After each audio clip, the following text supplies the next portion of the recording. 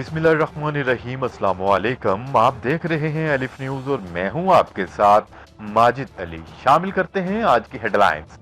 Saudi अरब में फंसे पाकिस्तानियों को वतन वापस लाने के लिए अहम खबर सामने आ गई।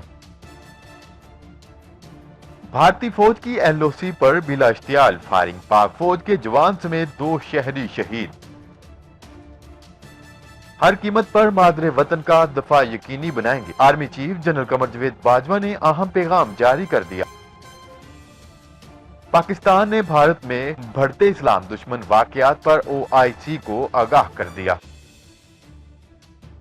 कुवैती वजारती कौंसिल में भारत मुखालिफ करारदाद मंजूर, भारत की मुस्लिम दुश्मन पॉलिसियों के खिलाफ कुवैत भी खुलकर सामने आ गया।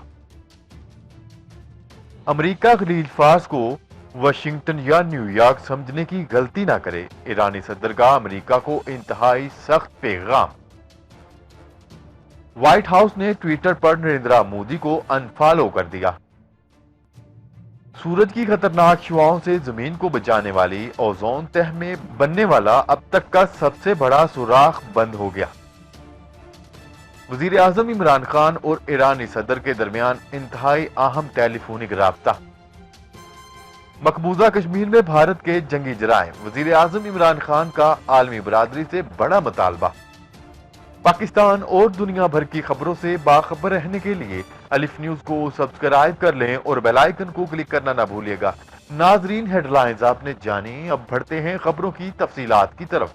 सऊदी अरब में फंसे पाकिस्तानियों को वतन वापस लाने के लिए जुल्फी बुखारी ने फिर मैदान मार लिया। इतलात के मुताबिक वजीर आजम के मामले खसूसी बराए समंदर पार पाकिस्तानी सैयद जुल्फी बुखारी ने सऊदी अरब में फंसे पाकिस्तानियों को वतन वापस लाने के लिए आइंदा हफ्ते से अजाफी फ्लाइटें चलाने का अंदिया दिया है। सऊदी अरब में पाकिस्तानी बरादरी से टेली कॉन्फ्रेंस के जरिए खिताब करते हुए जुल्फी बुखारी का कहना था कि पाकिस्तान इस वक्त सऊदी अरब से पाकिस्तानियों को वापस लाने के लिए हर हफ्ते 2 फ्लाइट चला रहा है और आइंदा मरहले में इजाफा किया जा सकता है। उन्होंने मजीद कहा है कि आइंदा आने वाले हफ्तों में इन फ्लाइटों की तादाद 3 से 5 तक करने के लिए अपनी तमाम तर कोशिशें कर रहा हूं और पाकिस्तानियों को यकीन दहानी करवाई है कि हुकूमत ने कोरोना वायरस की वबा के दौरान अपने शहरियों को मुस्तकिल बुनियादों पर पाकिस्तान वापस लाने का फैसला किया है, जिसमें 6000 बेरोजगार मजदूर हैं, 3500 ऐसे अफराद हैं जो छुट्टियां ले चुके हैं, जबकि बकिया अफराद भी मुख्तलिफ वजूहात की वजह से वापस आना चाहते हैं। खबर के अगले हिस्से में बात करते हैं। भारतीय फौज ने लाइन ऑफ कंट्रोल पर सीज फायर की खिलाफ वर्जी करते हुए केलर और रक्षचक्री सेक्टर पर बिला इश्तियाल फायरिंग की, जिसके नतीजे में लांस नाइक समेत खातून और बच्ची शहीद हो गई। पाक फौज की जवाबी कार्रवाई ने भारतीय फौज को भारी नुकसान पहुंचाया। तफसीलात के मुताबिक भारतीय फौज की लाइन ऑफ कंट्रोल की खिलाफ वर्जियों का सिलसिला जारी है। तफसीलात के मुताबिक पाक फौज के शोबा तालुकात आमा ISPR के director general major general Babar Iftikhar ने समाजी राब्ते की वेबसाइट ट्विटर पर कहा है कि भारतीय फौज ने रात के अंधेरे में केलर और रक्षचक्री सेक्टर पर बिला इख्तियार फायरिंग की और पाक फौज की चौकियों को निशाना बनाया। ISPR का कहना है कि पाकिस्तानी फौज की जवाबी कार्रवाइयों में भारतीय फौज को भारी जानी नुकसान हुआ है। तर्जमान के मुताबिक भारतीय फौज की शहरी आबादी पर फायरिंग से 16 साल लड़की और 52 साल खातून भी शहीद।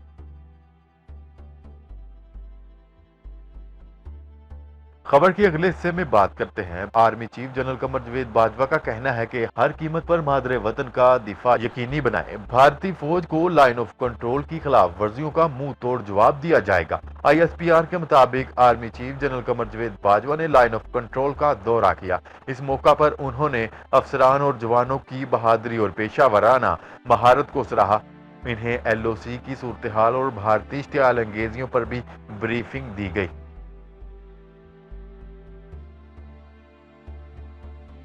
खबर के अगले हिस्से में बात करते हैं। पाकिस्तान ने भारत में बढ़ते इस्लाम दुश्मन वाकयात पर इस्लामी ममालिक की तंजीम OIC को आगाह कर दिया। अक़वाम मुत्तहिदा में पाकिस्तान के मुस्तक़बिल मंदूब मनीर अकरम ने OIC ममालिक को खतूत अरसाल किए, जिसमें OIC ममालिक को हिंदू इंतहा पसंद RSS और BJP की सियासत से आगाह किया।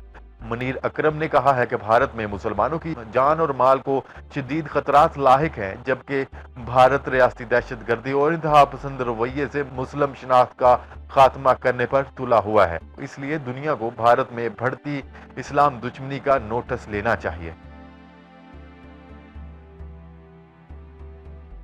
خبر کے اگلے حصے میں بات کرتے ہیں۔ بھارت میں مودی سرکار کے ہندوتوا نظریے، سیفران، دہشت گردوں اور مسلم دشمنی پر مبنی پالیسی کے خلاف پہلی بار خلیج تعاون کونسل کا اہم ملک کویت بھی کھل کر سامنے آ گیا۔ کویتی وزارت کونسل میں بھارت مخالف قرارداد منظور۔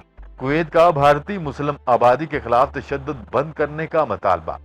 نیوز رپورٹ کے مطابق پوری دنیا میں مقبوضہ جموں و کشمیر کے محاصرے، ظلم و بربریت اور بھارتی مسلم اقلیتوں کے خلاف مودی کی پرتشدد ہندوتوا پالیسی پر شدید تنقید ہونے لگی۔ خلیجی ممالک میں بھی بھارتی انتہا پسند دہشت گرد رویے کے خلاف موجود چنگاری سلگنے لگی۔ خلیجی تعاون کونسل میں پہلی بار کسی ملک نے کھل کر بھارت کی مذمت کی ہے۔ کویتی کابینہ نے بھارت میں نسلی امتیاز اور مسلمانوں پر حملوں کے خلاف متفقہ قرارداد منظور کر لی۔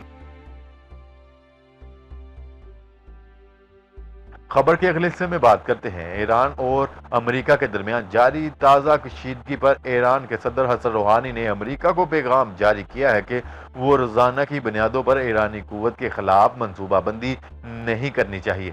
ایرانی صدر حسن روحانی نے اپنے امریکی ہم منصب کے بیان کا جواب دیتے ہوئے کہا ہے کہ امریکیوں کو یہ معلوم ہونا چاہیے کہ اس خلیج کو خلیج نیو یارک، خلیج واشنگٹن نہیں بلکہ خلیج فارس کہا جاتا ہے۔ انہوں نے کہا ہے کہ اس نام سے صورتحال کو سمجھنا چاہیے۔ کابینہ کے اجلاس کے بعد ٹیلی ویژن سے خطاب کرتے ہوئے ایرانی صدر حسن روحانی کا کہنا تھا کہ ہماری مسلح افواج کے سپاہی انقلاب کے محافظ ہیں۔ خبر کے اگلے حصے میں بات کرتے ہیں۔ امریکی سرکاری رہائش گاہ وائٹ ہاؤس نے ٹویٹر پر بھارتی وزیر اعظم نریندر مودی کو انفالو کر دیا۔ تفصیلات کے مطابق وائٹ ہاؤس کی جانب سے ایک حیران کن اقدام اس وقت سامنے آیا جب اس نے بھارتی وزیر اعظم نریندر مودی کو ٹویٹر پر انفالو کر دیا۔ نریندر مودی وہ واحد عالمی رہنما تھے جنہیں وائٹ ہاؤس کے ٹویٹر ہینڈل نے فالو کر رکھا تھا۔